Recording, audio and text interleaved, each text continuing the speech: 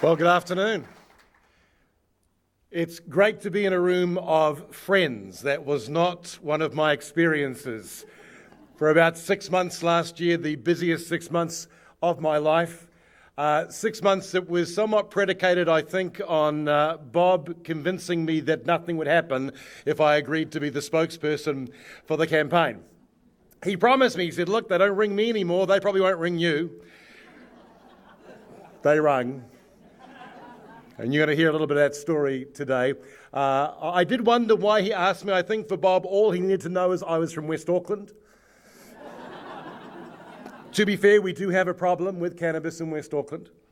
One of my neighbours is trying to sell tinnies from the front of his house with an honesty box.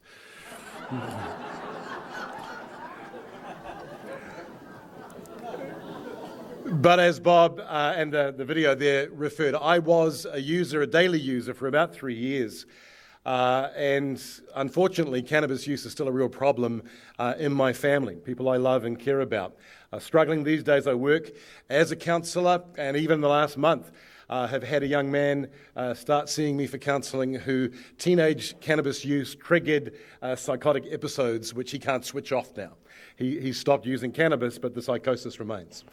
So this is a very personal issue for me, a very professional issue as well as a counsellor. And today what we want to do is, in a sense, summarise for you what the campaign was really about, which seems odd to have to tell you that, but by the end, of course, you'll realise that we have to tell you that because the media wouldn't. And so as we began campaigning around the country, I realised that people had only heard headlines that had some aspect of truth to them, but had missed the whole story. And so I developed a presentation exactly around that, the headlines versus the whole story. This is my great quote that I came up with for me. There you go, that's quite clever. The headlines versus the whole story. You've heard the headlines. See if you heard any of the whole story. You'd have heard this one trotted out a lot, right? 80% of Kiwis had tried cannabis in their lifetime. It was true. This was from the Dunedin longitudinal study. Of course, one-time use and daily users are all lumped in together in a story like that. And it was data from people who'd used in the 1990s. So it wasn't exactly current information. But more current information told us actually only about 42% of 15 and above were lifetime cannabis users, according to our very own Ministry of Health.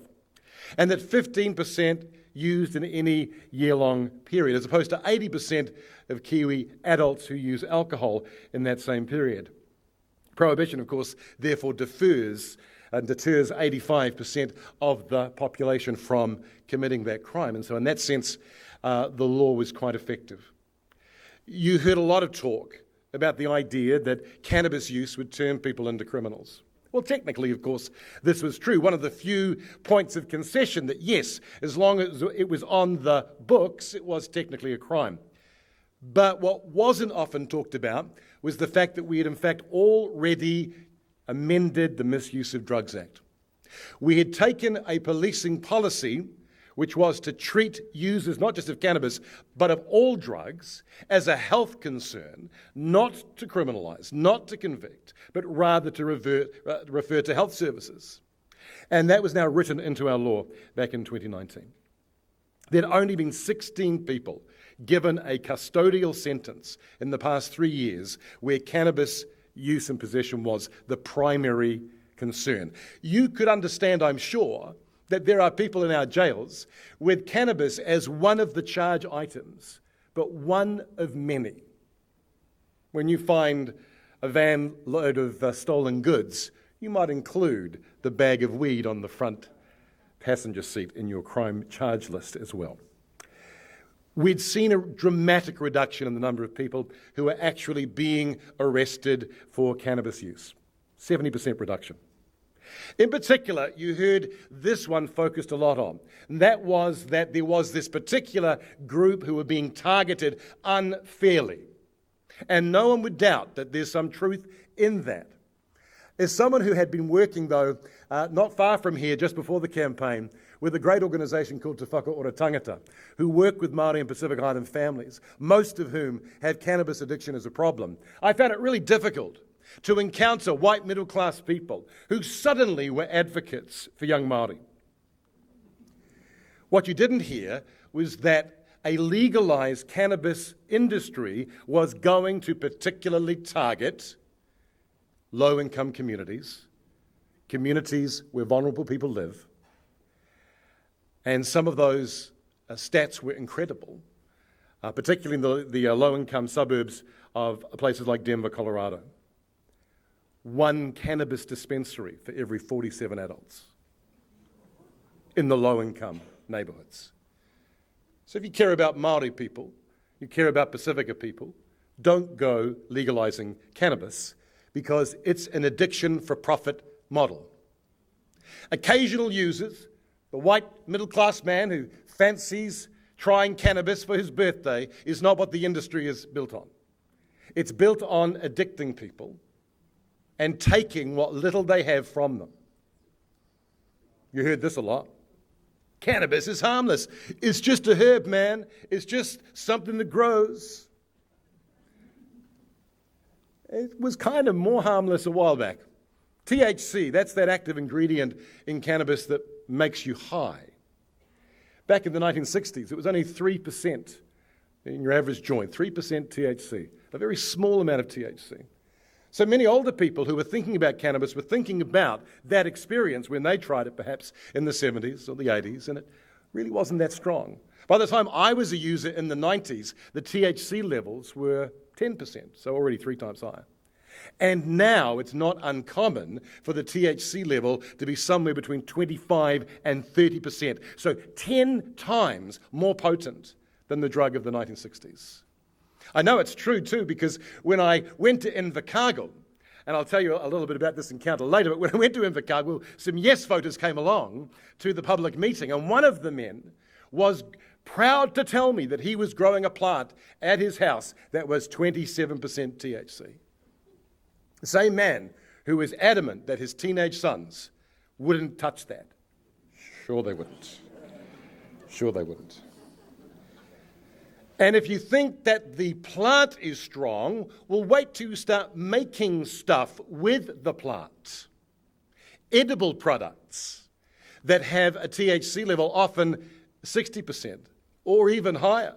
And again, in places like Denver, where it's a free-for-all commercialized market, there are products that have a THC level in the 90+%.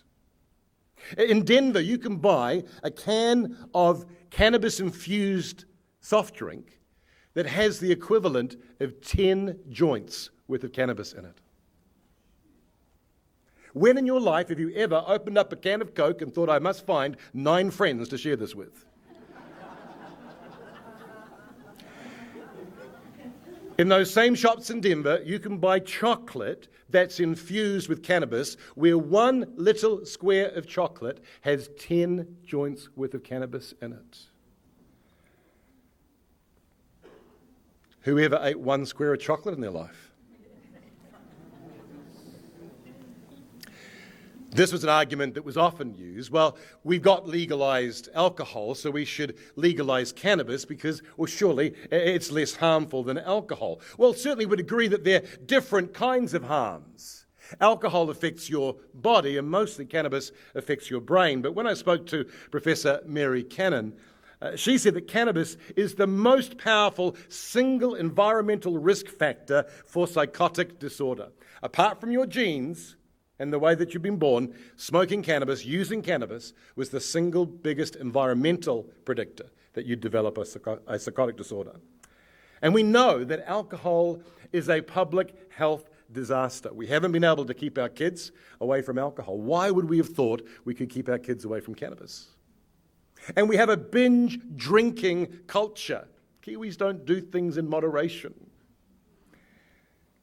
If we can't be trusted with alcohol, could we really have been trusted with legalising cannabis? And of course, once you have legalisation, just like the alcohol lobby groups protecting their financial interests, there were going to be those groups who were going to protect those interests. And I wonder if some of those groups were the reason that the Drug Foundation could spend $300,000 on advertising before the campaign period began. Heard this a lot. Cannabis is safe for those over 25. You'll note, by the way, that I'm not declaring these things to be fake news. I'm just telling you they're headlines. They're not the whole story. Yeah, it's true. If you start smoking cannabis over the age of 25, you're unlikely to have too many adverse effects. All right, let's stop for a second. What age do you reckon people are when they first try cannabis? Not over 25, right?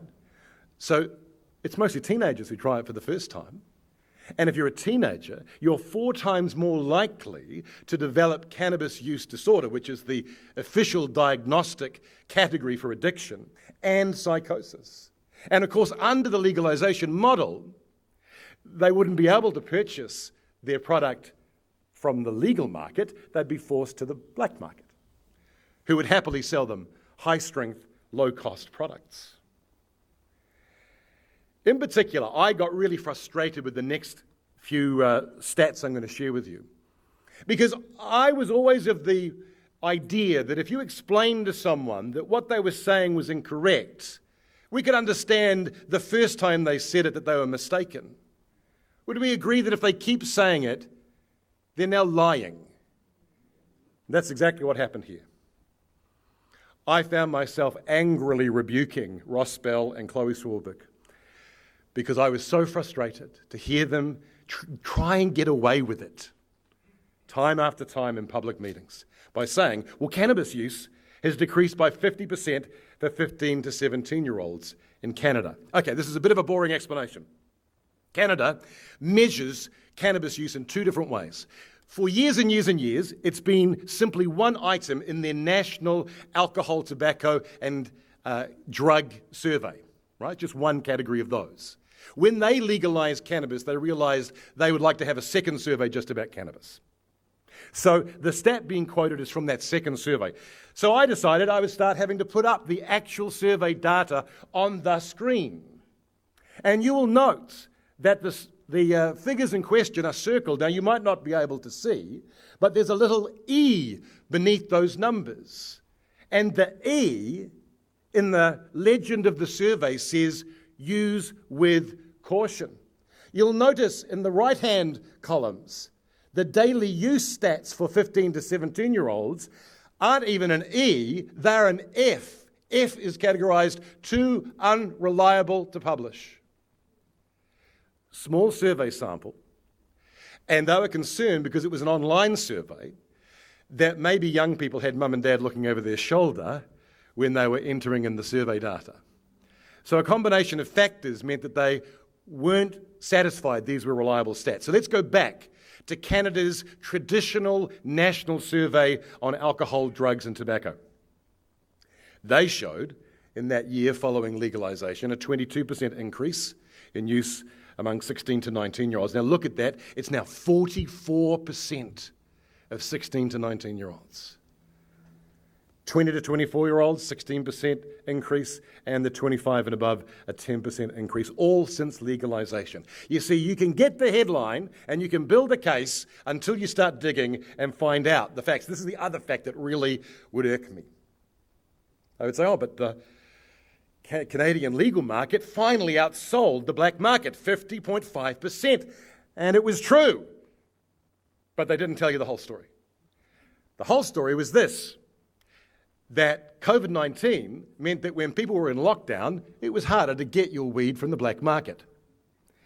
Not surprisingly, the gangs don't have a lot of websites. The legal market decided that they would crash the price of weed, what they called value packs. Prior to lockdown, legal weed was $10 a gram, black market weed was $6 a gram. They decided to match the black market and sell at $6. So record levels of cannabis sales, legal sales. What they didn't tell you was that in order to do this, they all but crippled the legal market for cannabis. A $34.8 million loss for Kronos Group. Organogram lost $99.3 million during that period. You can't make money and beat the black market. You can only do one. And Stats Canada said only 29% of users were getting all of their cannabis from legal supply chain. In other words, most users were quite happy to still get it from their mates and from the black market, and sure, from time to time, a legal shop as well. And I was so frustrated to hear Yes campaigners only tell the headline but never the whole story. An inconvenient truth. Of course, it was all about the money in the end, wasn't it, folks? There was an industry waiting to cash in on addiction, and the promise was if we can just get the money flowing, we can start getting some money in the tax coffers. But at what cost, friends? Because this is the whole story. The Centennial Institute in Colorado said, sure, you can generate a tax dollar, but you have to hurt your community to do it. You have to inflict $4.50 of social harm to get $1 in tax revenue. So in the end, there was this crazy logic at play that said the law plans to reduce harm by raising money from selling cannabis to adults to fund programs to tell teenagers not to do what the adults do. Crazy. The Burl report was the turning point in the campaign. An Official Information Act forced Burl to declare what they had predicted would happen if the legalised market occurred. GST was going to be $330 million. That meant suddenly there was going to be $2.5 billion of cannabis sales. Cannabis use was going to go up from 14 to 18%. And of course, we then realised that this headline was no longer true. Oh, I'd get told all the time, Aaron, stop mentioning Colorado. It won't be like Colorado. We've learnt from Colorado. See, this is Colorado. This is the number of cannabis dispensaries compared to McDonald's and Starbucks, right? So that's shocking. Twice as many cannabis dispensaries than McDonald's and Starbucks combined. And the Yes campaigners were just on me every day. It's not going to be like that. Stop lying to the people. Until the Burl report came out. And this is what was planned. More cannabis stores than all of the McDonald's, Burger Kings and KFCs combined. Tell me again how it won't be like America? And when New Zealanders heard that, we knew that there was a good chance we'd get over the line. Legalisation was going to increase access to medicinal cannabis. This was the great misdirect. Because what they meant to say was this: you won't have to go to your doctor and get prescribed oils and creams and lotions made from cannabis. You can go to the store and just buy some loose leaf plant. The doctors are at great pains to say the plant is not the medicine. We make medical products from the plant, but the plant itself is not medicine. The medical community were greatly concerned that growing cannabis at home would not be an answer to the medical problem. Nobody would know how strong their plant was. You can't administer any medicine by smoking it. You don't know what dose you've inhaled, let alone all the plant matter. And of course, right up until the very end of the campaign, we were able to stand with the New Zealand Medical Association, who sadly buckled under the pressure of a couple of very vocal doctors who said, hold on, you don't speak for all of us. True enough, but this was a long-standing position. And it only came to pass that right at the end of the campaign, they decided that actually maybe they should soften their stance. But we had the doctors on our sides. This was not about medicinal. This was about the right to get high at home. And we won. Thank you. Thank you for helping make that happen.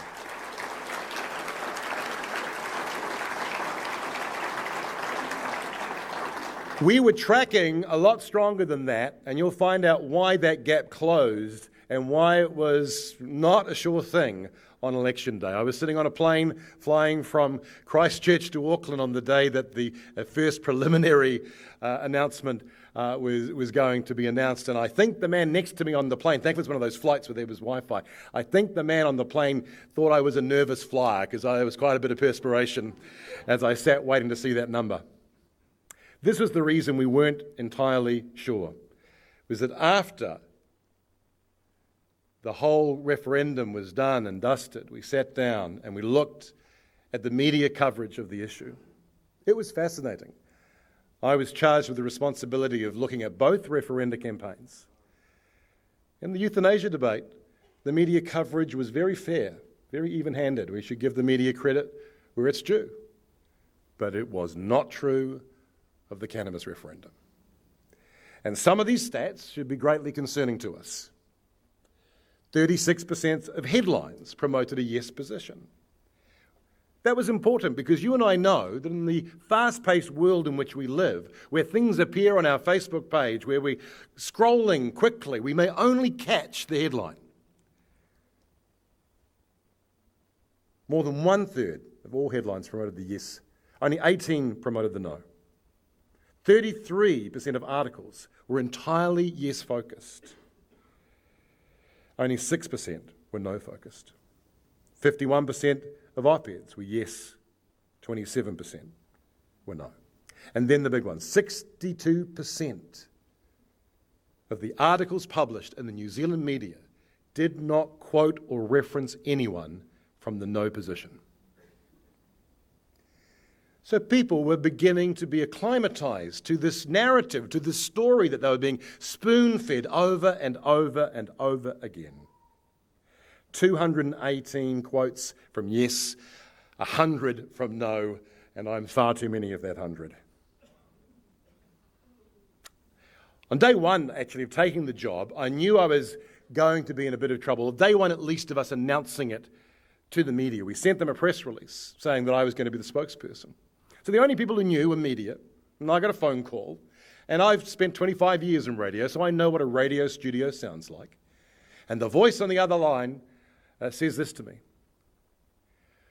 if you insist on going through with this, advocating for the no vote, I will bring every force at my disposal to destroy you. Click. That was the New Zealand media. Facebook was a tough thing to be part of. I should make a confession now. I stopped doing my job as moderator of the Facebook page with a few weeks to go, Bob, because I couldn't bear it anymore.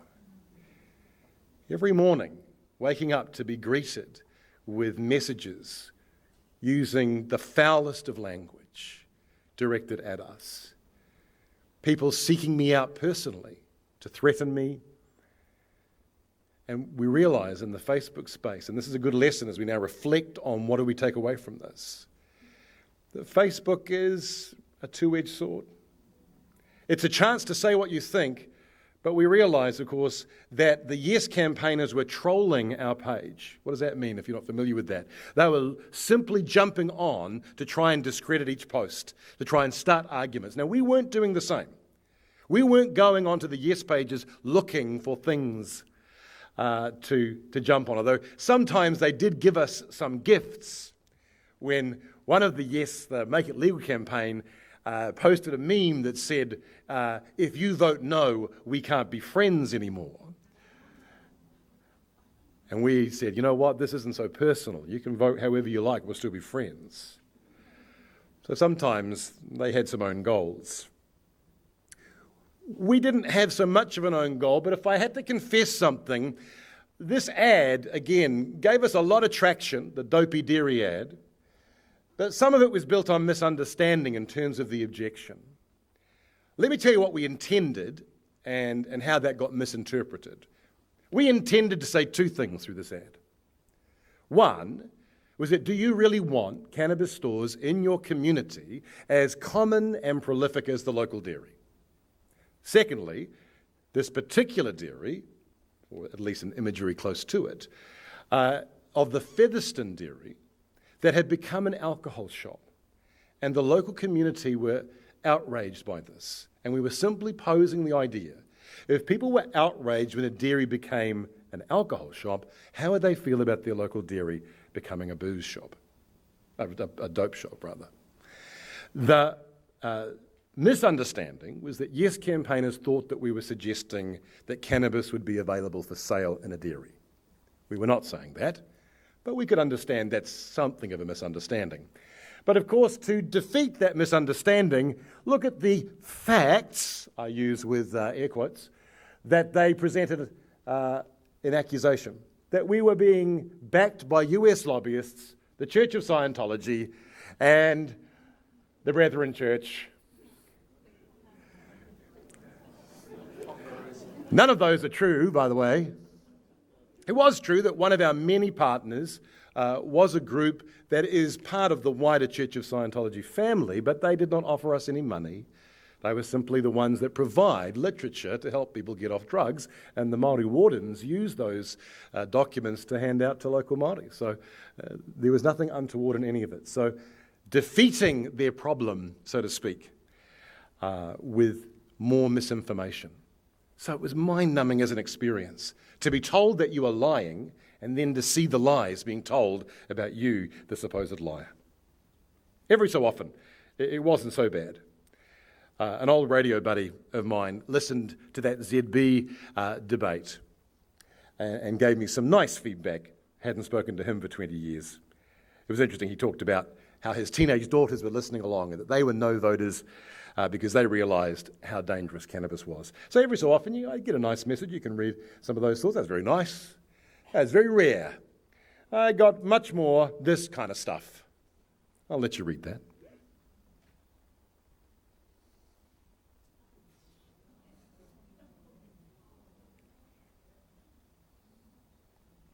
I didn't know that's how you got cancer. Learn something new every day.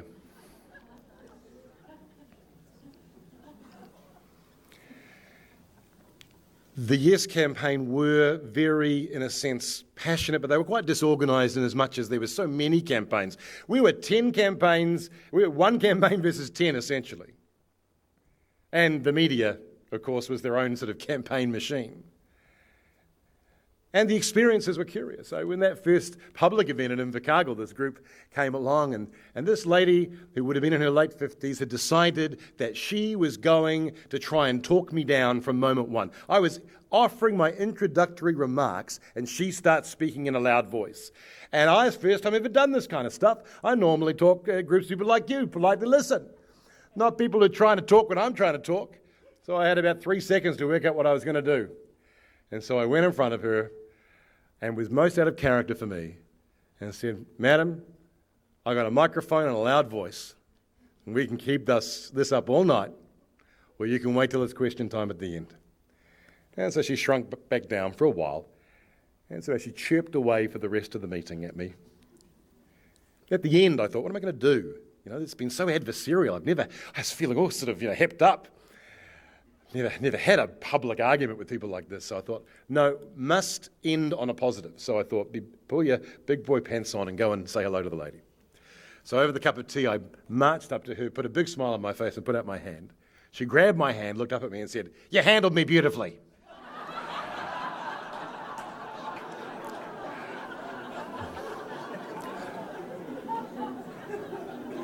So sometimes it wasn't so bad.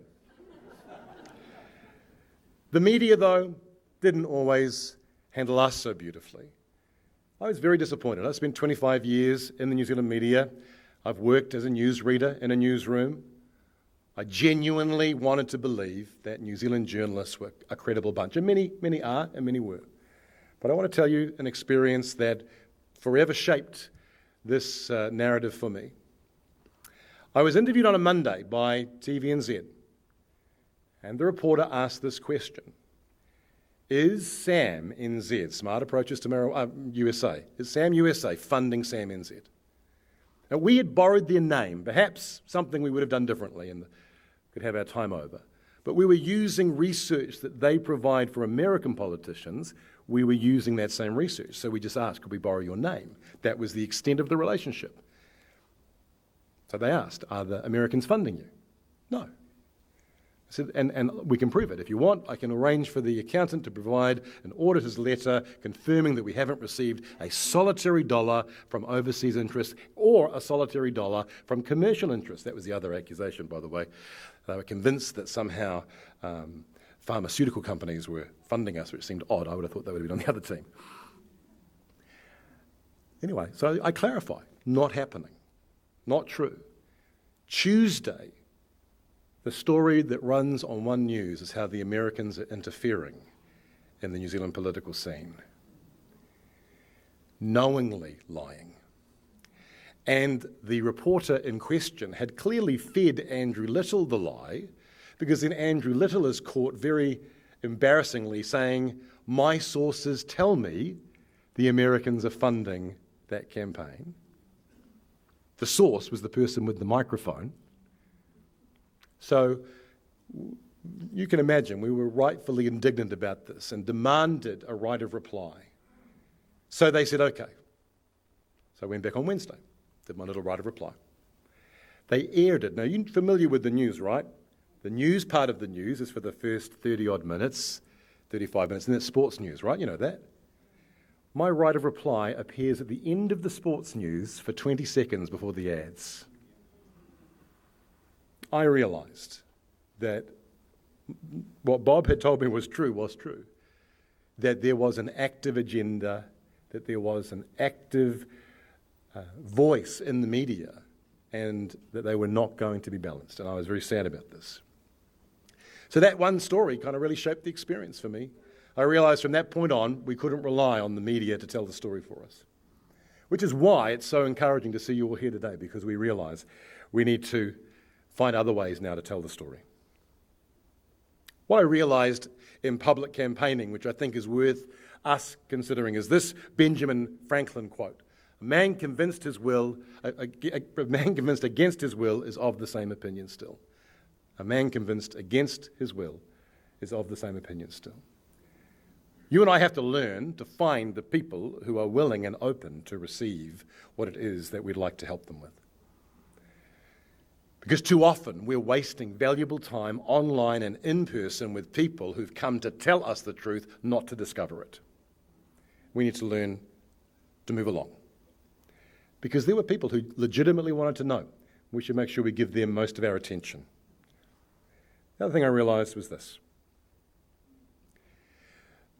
that too often the conservative voice in the political arena has the appearance of lacking care and compassion. Often we are so frustrated, confused, that we come off looking quite angry. We don't look like we're the ones who care. In actual fact, of course, this whole campaign was about the fact that we cared. We were willing to speak up for young people who didn't have a vote in the referendum, but who would be the most affected group. We were willing to speak up because we cared about them. But we're not very good at this stage, I think, of conveying that care, and that's the bit that you and I have to work on.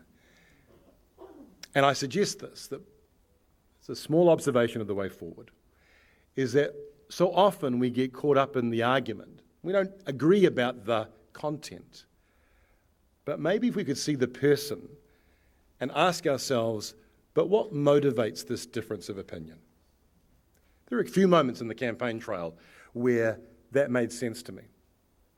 People who said, I want to vote yes because I have a friend who's in chronic pain and cannabis is the only thing that's helped so far. I can care for that. Or back to this group who were chirping away in Invercargill. At the end of the meeting, I thought I must try and find a way to bring us together in some way. So I looked over at them and said, you guys, clearly we could keep talking like this all night long and we're not going to move our positions one iota. I said, but you care about young people, right? I said, yeah. I said, yeah, I care about young people too. We just disagree about whether this law will help young people. So when it comes to disagreeing well, may I make this suggestion to you and I? That we try and look for the motive that we can affirm, even if we can't affirm the conclusion. Because then at least the other human being feels that they were seen and they were heard and they were understood. But at the end, what you and I cannot do is simply give away our position. So this is a tough line, isn't it? Because it takes courage to speak the truth, and it takes compassion to speak love. And the better we get at that, the longer we can stay in the conversation, and the more likely it will be that we'll be able to help someone shift from where they are to perhaps a little closer to really understanding. So that was the experience. It was an insane experience, a crazy experience. At the end of 6 months, it suddenly all just ended and radio silence. Very weird to go from the New York Times ringing you to nobody rings you anymore. Part of me was grateful and sad all at the same time. But what an experience. It reminded us that we can't win every fight, but we need to be in every fight because we don't know which one will be our day. This was our day. We have pushed away the agenda for a little while. You can see the chirping continues from the yes people. How about decriminalisation? Oh, gosh, this is never going to end. But we've pushed it away for now. And so that's good because the social experiment continues in the US and in Canada. And all indications are the longer it goes, the more compelling the no position becomes. And so when it comes up again, we'll be even stronger and clearer. So thank you for helping. Thank you for playing your part. Thank you for sharing things on social media when you did. Thank you for being brave enough to have conversations with people, even though it was uncomfortable. But the fight ain't over, friends. There are new fights and new days, and we have to be in each of them and do our bit. So thanks so much.